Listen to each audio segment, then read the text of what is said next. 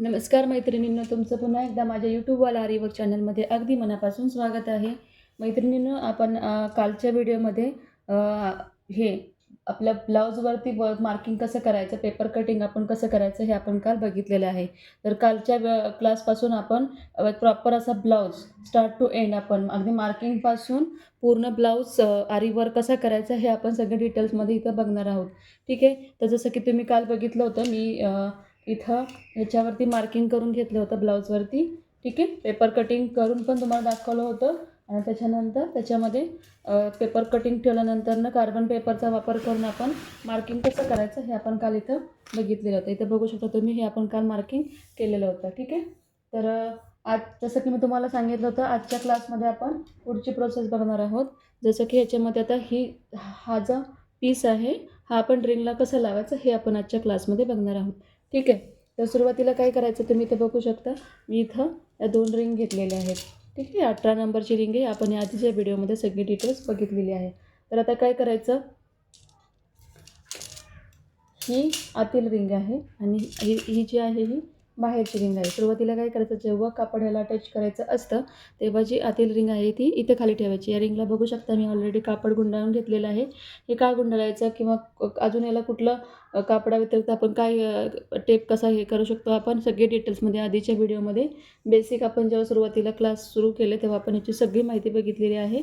जर का चॅनलवरती कोण नवीन ताई असतील आणि त्यांना याच्याबद्दल माहिती नसेल तर त्यांनी आधीचे आपले व्हिडिओ सगळे बघावेत, म्हणजे त्यांना याच्याबद्दल डिटेल्समध्ये सगळी माहिती मिळून जाईल. ठीक आहे. तर आता काय करायचं आहे आपल्याला, हे जे आपण मार्क केलेलं जे वर्क केलेलं कापड आहे ते या रिंगला कसं जॉईन करायचं आहे ते बघणार आहोत. तर सुरुवातीला आपण काय करायचं आहे, आतील रिंगचा जो आतील भाग आहे हा असा खाली ठेवून घेतलेला आहे, दिसतोय सगळ्यांना. ठीक आहे. त्यानंतरनं काय करायचं, एकदम प्रॉपर मधोमध हा रिंगचा भाग बसला पाहिजे अशा ह्यानं हे आपण ठेवून घ्यायचं.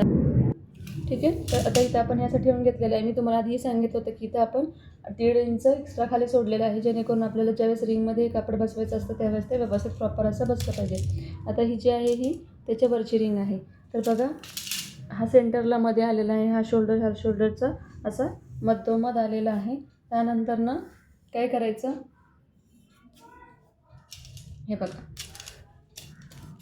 ही जी रिंग आहे ती इथं अशी त्याला पॅक करून घ्यायची. आता मी इथं ऑलरेडी थोडंसं टाईट केलं होतं, बसत नसेल तर हा जो स्क्रू असतो हा थोडासा ढिला करायचा. ठीक आहे. आता दोन्हीकडं समसमान ठेवायचं, म्हणजे इकडनं पण तेवढं झालं पाहिजे आणि या साईडनं पण तेवढं झालं पाहिजे, म्हणजे आपण बुट्ट्या वगैरे जरी केल्या तरी त्या व्यवस्थित येतात. तर इथे असं आपण मधोमध ठेवून घेतलेलं आहे. ठीक आहे. त्यानंतरनं काय करायचं, दोन्ही बाजूने एकदम सेम झालं पाहिजे, कुठल्याही बाजूनं कमी जास्त नाही. हा जो मध्य आहे हा सेंटरला व्यवस्थित आला पाहिजे. त्यानंतरनं ही जी रिंग आहे ही वरून अशी त्याला प्रेस करायची. बघा, अशी प्रेस करून घ्यायची. बघा, आता ही अशी प्रेस करून घेतलेली आहे. ठीक आहे. असं रिंग अशी ह्याच्यावरती दाबून घ्यायची सगळ्या बाजूनं. ठीक आहे. आता काय करायचं, हे बाजूचं जे कापड आहे हे रिंग टाईट करायच्या अगोदर, म्हणजे हा स्क्रू जो आहे हा टाईट करायच्या अगोदर काय करायचं, एकदम हलक्या हातानं, कापड जास्त ओढायचं नाही, नाही तर कापड जे रिंगच्या मधोमध कापड येतं ते कापड स्प्रेड होतं, म्हणजे असं धागे त्याचे खराब होतं कापड. तर त्यामुळं एकदम चौकाशी असं दोन्ही हातांनी बोटांनी आपण एकदम ओढून सगळ्या बाजूनं टाईट करून घ्यायची. ही रिंग अशी फिरवून घ्यायची कापड. ठीक आहे. ओढायचं नाही, ओढलं की कापड खराब होतं, त्यामुळं एकदम व्यवस्थित हलक्या हातानं असं हे करून घ्यायचं. ठीक आहे. हे कधी करायचं, तुम्ही त्याच्यावरती रिंग घातल्यानंतरनं हा जो स्क्रू आहे हा स्क्रू टाईट करायच्या अगोदरच हे कापड हलकंसं ओढून घ्यायचं.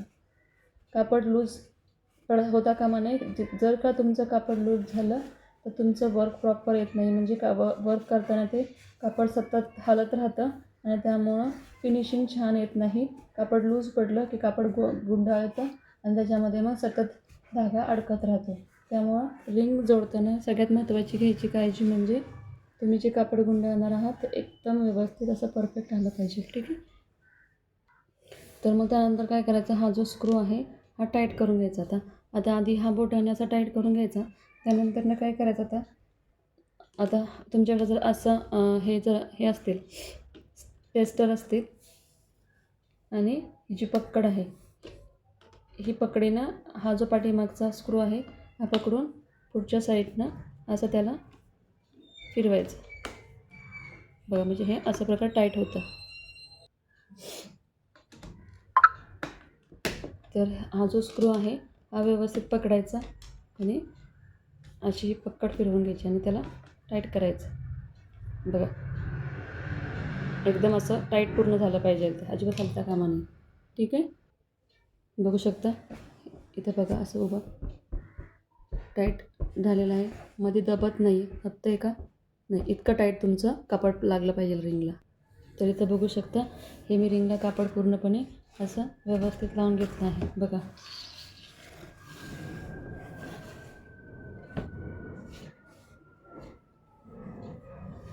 कापड व्यवस्थित फिक्स करून घ्यायचं. तर इथं आता आपण हा स्टँड घेतलेला आहे. तर ह्या स्टँडवरती आता आपण ही रिंग ठेवून घेणार आहोत आणि आता आपण वर्कला सुरुवात करणार आहोत. ठीक आहे, तर इथं बघू शकता आता आपण इथं हा जरीचा थ्रेड घेतलेला आहे आणि ही 2 तारची निडल आपण घेतलेली आहे. तर आता यानं आपण पहिला हे जे बाहेरची जी बॉर्डर आहे त्याला आपण चेन स्टिच करून घेणार आहोत.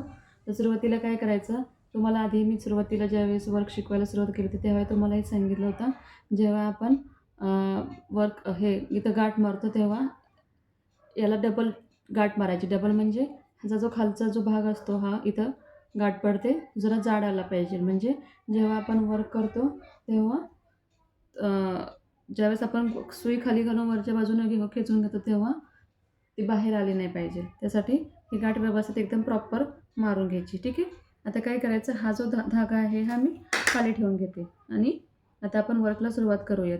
ठीक आहे, तर ही जी बघा आहे ही 2 स्टारची निडल आहे तर त्याच्यामुळं काय होतं, आपल्याला हा जरीचा थ्रेड असतो तो जरा अडकत नाही त्याच्यामध्ये. जर का तुम्ही शुगर बीटची जर निडल घेतली तर त्याच्यामध्ये तुम्हाला प्रॉपर असं वर्क येत नाही आणि फिनिशिंग पण त्याला येत नाही.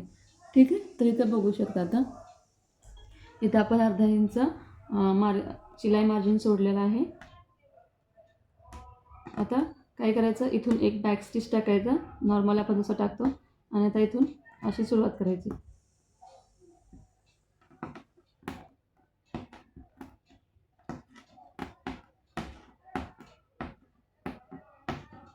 जी लाईन मारून घेतलेली आहे त्याच्यावर व्यवस्थित सरळच मार्किंग हे करायचं, स्टिचिंग करायचं, तर ते आपलं फिनिशिंग व्यवस्थित येतं.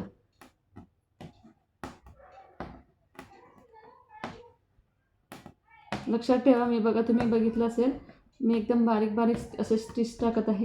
ज्यावेळेस आपण प्रोफेशनल फिनिशिंग छान आपल्याला जर का छान हवं असेल तर हे जे आपले जे स्टिच असतात चेन स्टिच हे मोठे घ्यायचे नाहीत, एकदम बारीक नाजूक घ्यायचे, त्यामुळे त्याला छान असा लुक येतो.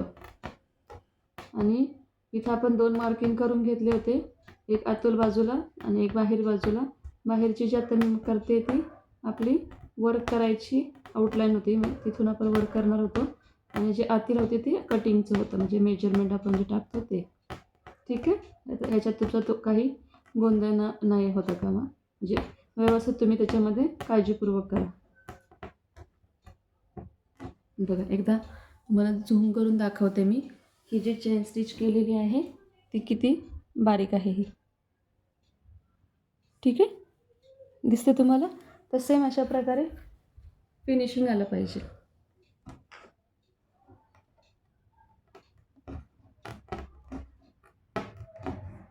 बाहेर काढताना पण एकदा व्यवस्थित हात फिरवायचा. तुमचं जर का कापड रिंगला व्यवस्थित बसलं ना तर मग ते अजिबात हलणार नाही. तर अशा प्रकारे बघा इथं मी एक पहिला राऊंड पूर्ण करून घेतलेला आहे आणि असेच मी 2 राऊंड कंप्लीट करून घेणार आहे. तर आजच्या व्हिडिओमध्ये आज आपण इथंच एवढंच बघणार आहोत. त्याच्या पुढचे जे आपण प्रोसेस म्हणजे स्टेप आहे आपण हे नेक्स्ट व्हिडिओमध्ये बघणार आहे. ठीक आहे, तर हा व्हिडिओ तुम्हाला कसा वाटला हे नक्की कमेंट करून सांगा. व्हिडिओ आवडल्यास व्हिडिओला लाईक शेअर कमेंट करायला विसरू नका आणि चॅनलवरती नवीन असाल तर चॅनलला सबस्क्राईब करायला विसरू नका. थँक्यू.